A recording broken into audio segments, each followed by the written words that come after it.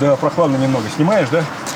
Слушай, ну это, конечно, уже Уфа не моего детства, не моего юности, это совершенно другой город. Как будто другой город. И вот даже отсюда видно, да, дом Бухартовских, очередной старинный особняк, который сгорел в очередном пожаре. И безумно жаль, конечно. Ну, а с другой стороны, существует такое мнение, Руслан, что вы, коренные уфимцы, слишком зациклены на этих старых домах. Они уже, очень обветшалы, они Слушай, очень Алсу, плохо выглядят. Вот странно слышать такое мнение, да. Вот что такое город без своей исторической памяти, без своих старинных зданий? Это просто населенный пункт. И я этого не понимаю. Я также не понимаю, как можно в миллионном городе не найти денег на ремонт и содержание объектов культурного наследия, своей памяти. А тебе скажут, Руслан, что бюджет-то не резиновый. Да сказать-то можно все, что угодно. Но с другой стороны, я не понимаю, почему нельзя распланировать, как-то в генеральный план внести сохранение исторических памятников. Сколько я на своей памяти видел этих генеральных планов, концепций, стратегий, ничего из них не реализуется. Каждый раз, когда приходит новая команда, все начинается заново. Полное обдуление. Ну как не реализуется? Зачем тогда мы сейчас опять обсуждаем новый генеральный план развития до 2040 года? Слушай, во-первых, обещать не значит жениться, да. Во-вторых, давай сегодня в нашем выпуске честно поговорим об этом. Давай.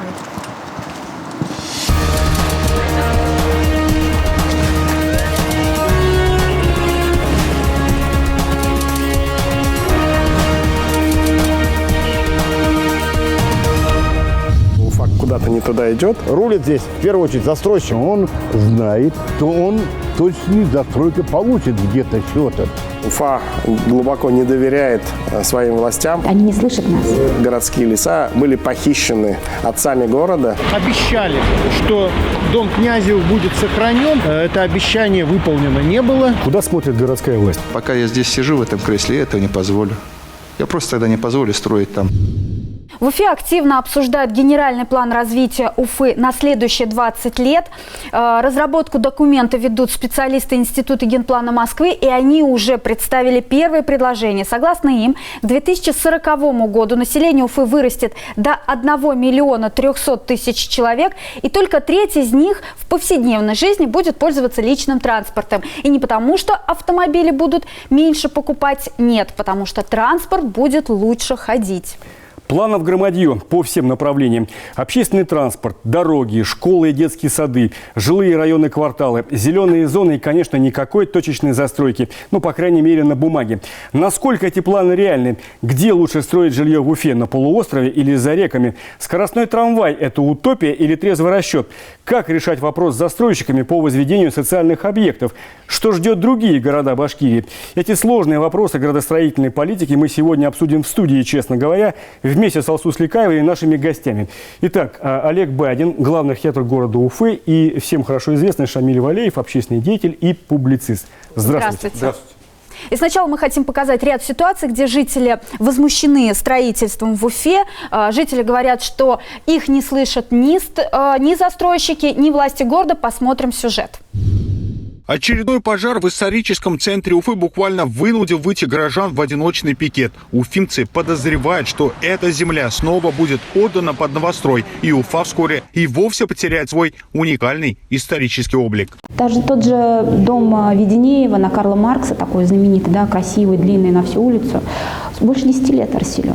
Что, за 10 лет невозможно было предпринять, что ли, инвесторов найти? Да, Господи, просто ты выставь на торги, просто выставь. А муж найдем. Но они даже этого не делают, они не слышат нас. На эту ситуацию оперативно отреагировал глава региона Ради Хабиров, который разделил серьезную обеспокоенность общественности Уфы и четко дал понять, что не допустит уничтожения памятника культуры. Никому мы его не дадим. Если у кого-то есть умысел, я это публично, официально, громко здесь заявляю. Если там у каких-то деятелей были мысли, что они потихонечку его кончают и что-то построят, пока я здесь сижу в этом кресле, я этого не позволю.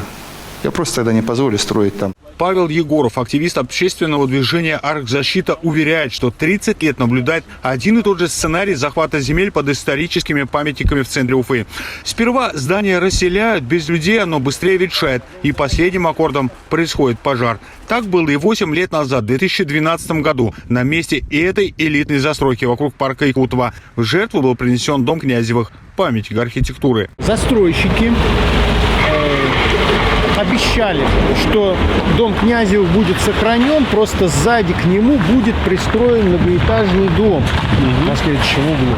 Но в процессе это обещание выполнено не было.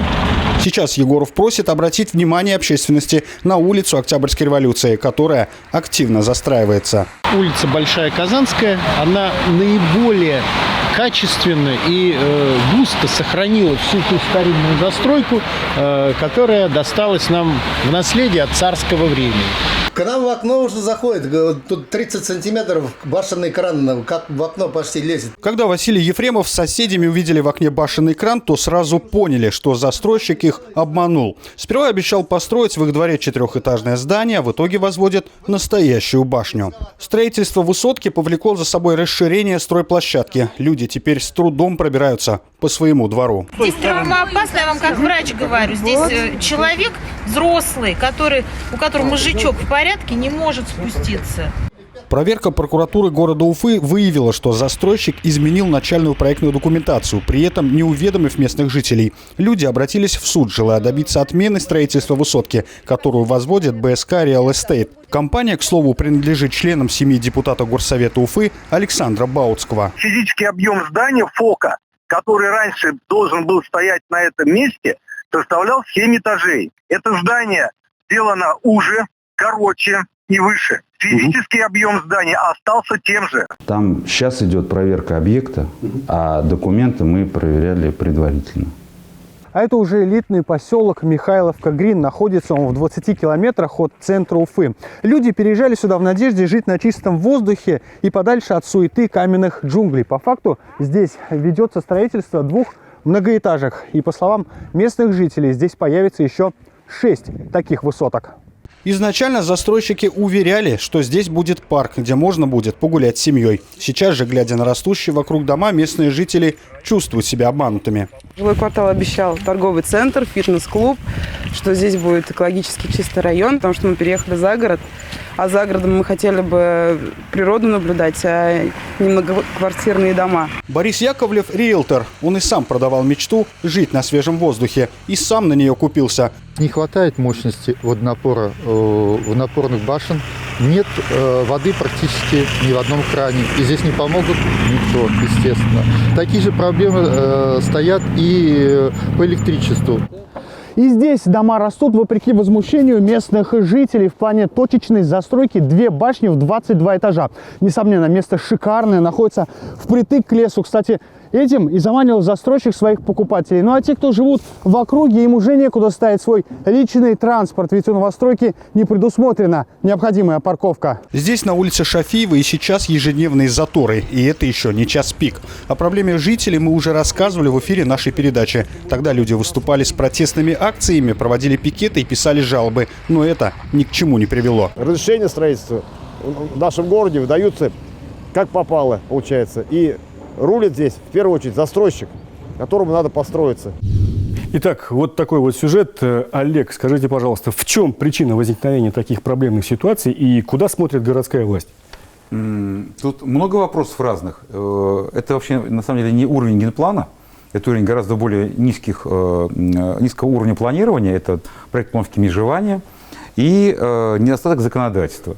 Каждый из этих проектов и каждый из этих участков заслужит отдельного разговора. Генплан планирует общие принципы управления и жизни города. Это управленческий документ, это не столько архитектурный, сколько управленческий документ. Точная застройка, вот я вам тоже соотнесу там, с военным делом, точный удар. В военном деле точный удар понимается как выверенный, точный, с экономией ресурсов и к месту произведенное действие. А в застройке возникает ситуация, что точная застройка, она негативная. Она не негативная и не позитивная. Большинством точечная застройка воспринимается негативно. Да. Кому-то из застройщиков приглянулся какой-то лакомый земельный участок, кусок земли в центре города, со всеми коммуникациями и без необходимости расселения. И чудесным образом через какое-то время на этом земельном участке возникает высотка, жилая высотка, которую они продают с большой маржой. Вот именно так воспринимает большинство жителей той же Уфы точечную застройку. При этом рядом не появляется больше мест в детских садах, в школах, поликлиник, не появляется кусок, допустим, не пристраивается кусок парка. И при этом у жителей возникает вопрос, каким образом администрация города могла дать разрешение на строительство. Вот смотрите, парк Якутова. К примеру, парк Якутова. Да, вот мы взяли этот вопрос, обсуждаем. Размер квартала, средний размер квартала в исторической части города Уфы где-то около 5 гектаров. Вот застройка, которая ведется в парке Якутова, она превышает 5 гектаров. И это не точечная застройка. А застройщик взял на себя весь объем затрат по сносу и расселению существующего Мы жилого правильно фонда. понимаем, что при этом границы парка Якутова не были пересечены? Нет, конечно. Нет. Конечно, нет. Это охраняемая территория. Все мероприятия, которые производились, они производились до границы парка Якутова. Все объекты культурного наследия, которые там были, они были сохранены. Я говорю сейчас, вот сам себе подход. Была замещена деградирующая застройка на современную. Для экономики города это хорошо, для привлекательности города хорошо. Меня, как и любого горожанина с 40-летним стажем, жителя Уфы, конечно, любые новые объекты раздражают и беспокоят. Вот. И, особенно те, которые контрастируют с сложившимся ландшафтом, с каким я его привык видеть. Вот. Поэтому и меня беспокоят те объекты, которые появляются на старых, инженерных коммуникациях, вот где-то в квартале, раз неизвестно, что выросло, и вокруг стало тесно. Вот. Был такой момент, когда я понял, что Уфа куда-то не туда идет. В каком смысле? В плане появления человейников, да. Согласен. Да, когда оказался случайно возле инфекционной больницы и оказался окруженным каким-то огромным домом застройки, где было не пройти, не проехать, не гулять, Вы говорите не жить. про 4-ю инфекционную больницу? Так. Да, и вот рядом с ней я понял, что мне не хотелось бы вообще не то, что находиться, мне захотелось оттуда бежать. Вот, и я понимаю, что Уфа, после того, как у нас не стало ТЭКа, не стало региональных предприятий, все, что осталось, это земля, городская дорогая земля. И самый дешевый способ ее реализации – это застроить. Самый простой способ пополнения бюджета вы имеете в виду? Пополнение бюджета каких-то людей. Да, естественно, я понимаю, что не существует каких-то механизмов легитимных ограничить творчество людей с деньгами, или людей с чужими деньгами, людей с деньгами дольщиков, которая очень сильно нагружает мою Уфу. Вот новая концепция презентованного генплана предусматривает 3 варианта развития, да? И мы подготовили небольшую презентацию этого проекта и спросили видных архитекторов города Уфы их мнение по этому вопросу. Давайте посмотрим. Проектная группа Института генплана Москвы разработала 3 варианта концепции пространственного развития Уфы. Полицентричный, рассредоточенный и компактный. В презентации института говорится, что разработчики за основу предлагают взять первый вариант. Мы учли специфику территории и предложили концепцию развития Уфы, назвав ее «Единство автономии». Наша концепция подразумевает сбалансированное развитие центра и периферии города, формирование точек роста, сохранение природного каркаса и его интеграция в городскую среду. Второй вариант носит название «комплексный». В нем предусматривается, что Уфа будет развиваться не автономно, а как основное ядро уфимской агломерации. Третий вариант «Уфа в Уфе» нацелен, цитирую, на сшивание городской ткани в границах полуострова. 3 концепции, которые сейчас разрабатываются в генплане, 2 из них как раз город, раскинувшийся на большой территории. По-моему, они очень похожи. Первые 2, единство автономии, комплексный. По сути, это один проект. Они очень интересные, и, наверное, они сольются в один в результате. Город компактный, Уфа в Уфе. Наверное, говорить о нем уже поздно. Город вышел за пределы Уфимского полуострова. По мнению известного архитектора Ришата Малагильдина, важно, чтобы красивые проекты не остались на бумаге. А для этого нужен свой институт урбанистики. Нам самим нужно иметь свой современный институт урбанистики, который бы разрабатывал генпланы для всех городов республики. Я был на многих обсуждениях этих генпланов. Да. Они были сырые, это просто отработка денег. И причина это того, что ни один из тех генпланов не был реализован. Шамиль, вот из этих вариантов представленных, ты какой бы лично выбрал? Чем шире, тем лучше. В каком смысле? Надо перетекать за наши реки, надо уходить с полуострова. Почему вообще было сделано 3 концепции? Именно для того, чтобы покрыть все поле мнений. И именно для того, чтобы можно было посмотреть на все сценарии развития и их обсудить. По поводу Уфа в Уфе, в принципе. Значит, когда у нас есть районы Затон, у нас есть огромные объемы ИЖС там, в Зауфимье, говорить о том, что Уфа в Уфе, но это просто вот, ну, игнорировать действительность. Это было на предыдущем периоде, скажем так, когда Уфа в Уфе активно муссировал там, город на горе, там, это все очень поэтично, только оно привело к тому, что жители Жилина, Зинина, Нагаева оказались совершенно не обеспечены ни транспортной инфраструктурой, ни социальной, потому что их же нет. Они же не Уфа в Уфе. Затон брошенный остался, Дюма брошенная осталась. Но это просто вот антисоциальная политика, и я очень резко против этого выступил. Важная составляющая часть концепции генплана составляет транспортное сообщение. Конечно. А важную часть этого транспортного сообщения составляет проект скоростного трамвая, да? Мы поговорили с депутатом Госдумы Павлом Качкаевым, который долгое время был мэром Уфы и принимал самое непосредственное участие в демонтаже основных трамвайных путей в городе. Давайте вот послушаем.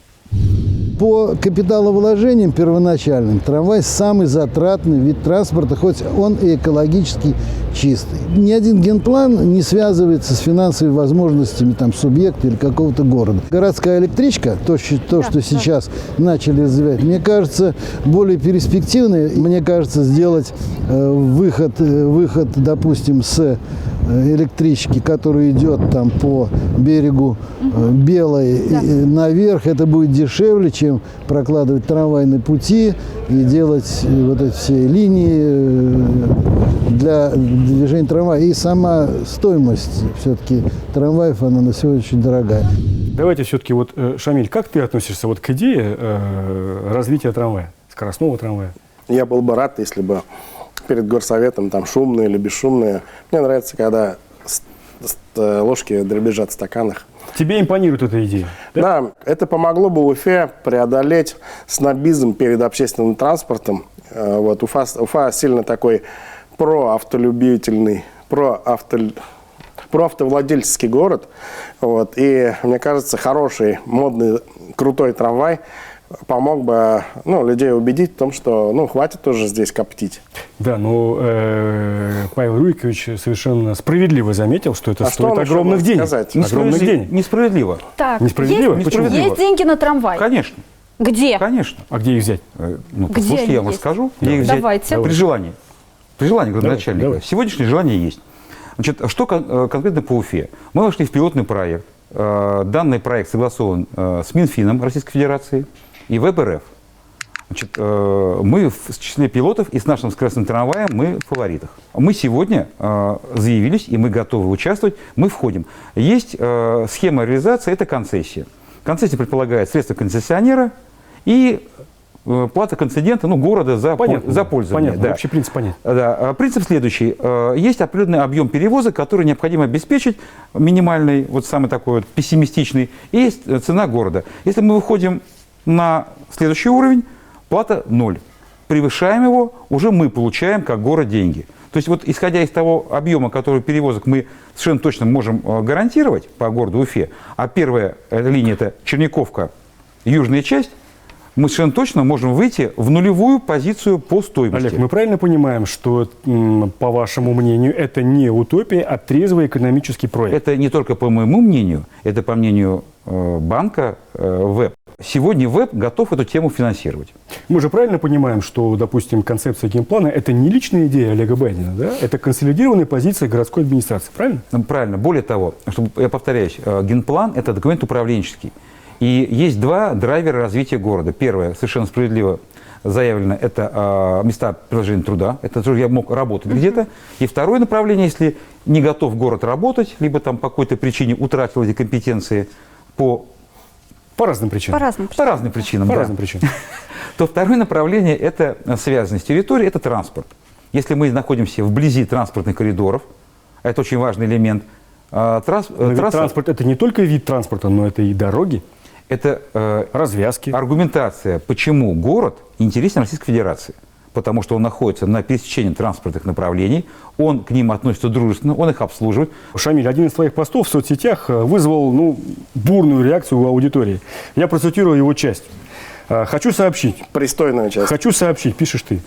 При попытках распланировать, инвентаризировать и сделать еще какую-нибудь архитектурную, прошу прощения, херню, например, с парком лесоводов в Башкирии или с городскими лесами на участке от ипподрома Акбузата до трамплина, об Уфе говорим, я сам лично, ты сам лично, как гражданин с некоторыми навыками, буду участвовать во всех законных способах защиты уфимского леса от гнусных посягательств.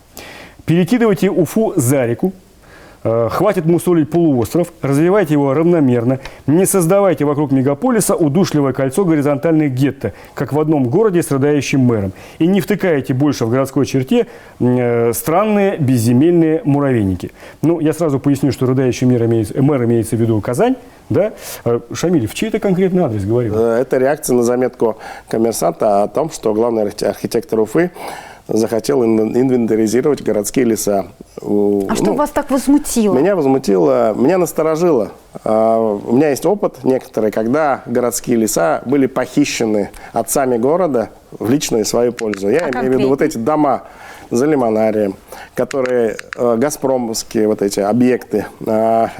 Вот, и ряд... Там участвовали не только отцы города, но и... Отцы республики, да, там, вот. И я понимаю, что как только архитектор начинает инвентаризировать что-то, вот, то я начинаю тут же хотеть, чтобы там был некий бардак, некие, как сказать, очарование энтропии, лишь бы никто свой архитекторский нос в мои дорогие леса не совал. И вообще, я думаю, что надо, пока у нас не выработаны механизмы создания городской среды, исходя из смыслов, пока у нас нет определенности, нет защиты от больших денег девелоперов, объявить мораторий на трогание, на инвентаризацию городских лесов. Пускай там лежит бурелом. Есть отличная возможность спросить непосредственно у Олега, что он имел в виду. Что вы имели в виду? Что такое городские леса? Их функции – это либо уникальные какие-то образования, раз. Второе – это леса, выполняющие защитные функции. Защитные от чего? От чего мы защищаемся? Что мы защищаем? Для того, чтобы понять и иметь четкое представление об этом вопросе, необходимо провести научно-исследовательскую работу. Где нужны леса? Какие леса? Добавить их, убавить? Какой породный состав должен быть? Вот этой картины Олег, сегодня я прошу прощения, я правильно понимаю, мы с Шамилем правильно понимаем, что при определенном подходе, целесообразности, да, какую-то часть лесопарковых насаждений в Уфе вы можете вырубить. Убавить. Я вырубить ничего не могу. Еще раз говорю. Я говорю об исходных позициях, которые должны быть у любого разумного действия. И у нас есть примерное понимание по объемам городских лесов. Чтобы что-то делать с этими лесами, нужно понимать. А вот я как раз и призывал к тому, что, уважаемые уфимцы, давайте понимать. Давайте перестать эмоционировать, давайте перестать пользоваться какими-то серыми схемами, какие-то отцы и матери кем-то завладели. А мы обретаем полное понимание, что мы имеем и для чего мы имеем. Что это даст? Да. Это когда вы идете по темной комнате, это даст вам открытые глаза и включенную лампочку. Вы перестанете тыкаться об углы, биться, и ломать мебель, и получать синяки. Я получил огромную обратную связь на тему уфимских лесов. Да, мне обзвонились на рабочий телефон, на карманный телефон. И там были тысячи комментариев, на самом деле. Там, может быть, сотни, да. Вот. И я понял, что Уфа глубоко не доверяет своим властям в плане обращения именно с городскими лесами. Уфа привыкла считать себя зеленым лесным городом. И это, может быть, последний форпост, который... Я насчет рухляди, в смысле исторических зданий, не такой фанат. В Уфе осталось так мало объектов культурного наследия, действительно исторически ценных, что их надо каждый беречь, каждый. Да, действительно, там особняк Козюлькина. А может быть, городская власть, конечно, нехорошо говорить в третьем лице, может быть, она исходила из хороших побуждений, провести инвентаризацию, понять, что нам нужно. Я думаю, что когда человек, сама фактура, сама расстановка, если человек архитекторского типа делает инвентаризацию, то, скорее всего, она пойдет в сторону убавления леса, а не прибавления. Пускай ее делает эколог, лесовод. Ровно об этом было сказано, что научная работа, и научную работу по лесам делает не архитектор, ее делает биолог, ее делает эколог. В составе администрации Уфы кто этой работой занимается? Вот какое подразделение? Никто этой работой не занимается. У нас лесоводы вообще есть? Остались в Уфе лесоводы? Отец невесты в деревне есть, да? У нас есть, конечно, лесничество, но работу системную нужно ставить. Спасибо, мы вернемся к разговору через несколько минут. Руслан, в нашем разговоре, мне кажется, мы зациклились на Уфе. Слушай, ну Башкирия не ограничивается одной Уфой, конечно, да. Недаром этот год объявлен годом эстетики населенных пунктов. И в малых городах люди тоже хотят жить красиво и комфортно. Но с другой стороны, в малых городах и нет таких проблем, как в Уфе. Ну, Алсу, согласись, но у них нет таких возможностей, как в Уфе, правильно? Вот давай об этом и поговорим. Давай. В эфире БСТ, программа «Честно говоря». И мы обсуждаем сегодня проблемы градостроительной политики и развития населенных пунктов в республике. Перезагрузки ждет не только столица Башкортостана, но и малые ее города. К тому же текущий год в республике объявлен годом эстетики населенных пунктов. Одно из последних достижений – Мелиус, Янаул, Дюртюли, Агидель и Никола-Березовка выиграли гранты федерального конкурса на реконструкцию общественных пространств. Общая сумма грантов – более 320 миллионов рублей. Что на эти средства будет сделано сейчас, расскажем. По итогам всероссийского конкурса лучших планов создания комфортной городской среды сразу 5 проектов из Башкирии стали победителями, что само по себе беспрецедентно. Мелиус, Янаул, Дюртюли, Агидель и Никола-Березовка получат более 320 миллионов рублей федеральных средств на обустройство общественных пространств. Самый крупный проект подготовили для Янаула. Бюджет проекта по Янаулу составит порядка 146 миллионов рублей. Из них около 80 миллионов рублей будет выделено федерального гранта как победителю конкурса. Остальные деньги будут за счет регионального бюджета и за счет внебюджетных источников. По проекту в Янауле изменят елочную и вокзальную площади, торговую улицу, сквер по улице Победы. Это не просто благоустройство с озеленением и скамейками, а придание территориям новых смыслов. Вся история начинается с их центра города. Это елочная площадь, где территория в основном использовалась только зимой. Здесь возникнет амфитеатр, возникнут сухие фонтаны, возникнут детские площадки и, самое главное, такая небольшая сцена для проведения ивентов и мероприятий. Каждый проект имеет свои отличительные черты. В Агиделе появится цепь зеленых зон, протянутая через весь город. В Дюртюлях из бывшего пивзавода создадут инкубатор городских проектов и центр дополнительного образования. В Мелиузе будет преобразован целый квартал на берегу реки, а в Никола-Березовке, центре Краснокамского района, постараются воспроизвести дух бывшей Большой Купеческой улицы. Олег, ну вот мы приглашаем в Уфу специалистов из Москвы разработать и подумать над генпланом столицы республики. Но вы, наверное, все равно мониторите ситуацию и по другим городам. Как в более мелких городах по республике ситуация с генеральными планами? Вообще необходимы ли маленьким городам они? По малым городам, ну, вы можете даже на бытовом уровне. Если вы что-то планируете, вы, скорее всего, будете успешны в своей деятельности. Если вы действуете спонтанно, без плана, вы, скорее всего, где-то по-крупному проиграете. Генплан нужен даже маленькому поселку. Как часто генпланы заказывают вот в других населенных пунктах в республике? И у кого они заказывают? Я не знаю, у кого они заказывают на сегодняшний день. У нас была хорошая мастерская генплана в Башкирском проекте. Ну, я так понимаю, они каким-то образом это все и обслуживают. Есть такой генплан республики в целом, не только Уфы. Называется СТП, схема терпланирования республики. Вот. Вы себе размер республики представляете? Очень да, даже. Конечно. Да, очень размер финансовых вложений в эту работу тоже, наверное, представляете? Нет. Ну как нет? Ну, опубликован на сайте госзакупок. Вот Уфа, генплан там 90 с чем-то миллионов. 95 миллионов. Да, 95, что-то такое, да. А вот СТП республики 3,5 миллиона. На все про все. Да. Вы понимаете, что можно сделать за эти деньги? Практически ничего. Распечатать старый материал. То есть это крайне недальновидное решение, и это требует мгновенного решения сегодня по агломерации уфимской. Потому что делается генплан Уфы делается, а что за генпланом, что за границей? А там вот пока, не сказать, туманная серая зона. Шамиль, ты часто ездишь по республике, много ездишь по республике, видишь все наши города, населенные пункты. Соседи тоже заезжают. И соседи тоже. В чью пользу сравнение? Говоря о соседях. Говоря о соседях, ну, я не хочу сравнивать, но мне понравилось недавно Муслюмово. Это по той стороне от Бакалов. Вот там реализована вот эта штуковина, которая, ну, вот, городское пространство в деревне. Вот этим летом я там был. Вот прямо ты, ну, идешь и взаимодействуешь с пространством, хотя это обыкновенная ложбинка, там могли гуси какие-то. А то, что касается вот наших городов, это немалые все-таки города, там Стрельтамак, Нефтекамск, Салават, Сибай. Я смотрю, они нуждаются в генпланах развития? Все, ну, как бы нуждаются, но я не про чертежи, не про архитектуру, я смотрю города по людям, по сообществам. Там, где вот есть, ну, какой-то смысл появляется у города, Бирск очень нравится в этом плане.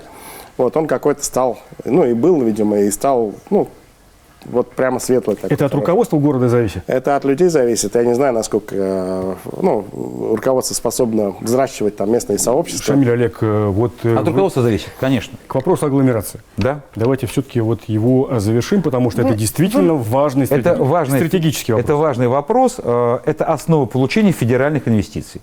Вот во все федеральные инвестиции мы входим, только имея агломерационное решение. Мы записали мнение еще нескольких экспертов в этой сфере. Давайте послушаем. В свое время, так сказать, вот, главный архитектор тогда был Телышев Борис Александрович. Ну, очень талантливый управленец и, как главный архитектор, наверное, один из самых лучших. То есть им был разработан такой документ, градостроительный регламент, который четко регламентировал застройку, планируемую застройку именно в части высотности, в части, так сказать, именно высотности зданий, их планировочных приблизительных решений, ну, в части вот этих вот сохранения общественных пространств, площади застройки и так далее, и так далее. Но, к сожалению, этот документ, так сказать, ну, немножко почему-то пропал.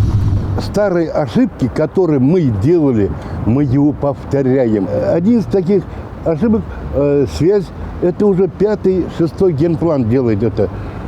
От Демы вдоль железной дороги Черниковку. Ну, ведь столько сносов, и там столько там подъемов, как его всех этих дел. Ну как? И тогда денег не было. А сейчас где найдут-то деньги? Кто даст это? Собрать всех этих наших коммерсантов, миллиардеров, с ними посоветоваться. Но хоть один из них был на рассмотрении генплана? Нет. Никому не нужен. Он знает, что он точно застройку получит где-то что-то. То есть мы правильно понимаем, да, что все-таки главное условие генплана, градостроительного плана, это не столько его наличие, сколько его реализация? Это и наличие, и реализация. И еще очень важный момент. Вот мы когда принимали стратегию города Уфы, принята система была для развития Уфы, называется она, ну, территория назвали, как рабочее название.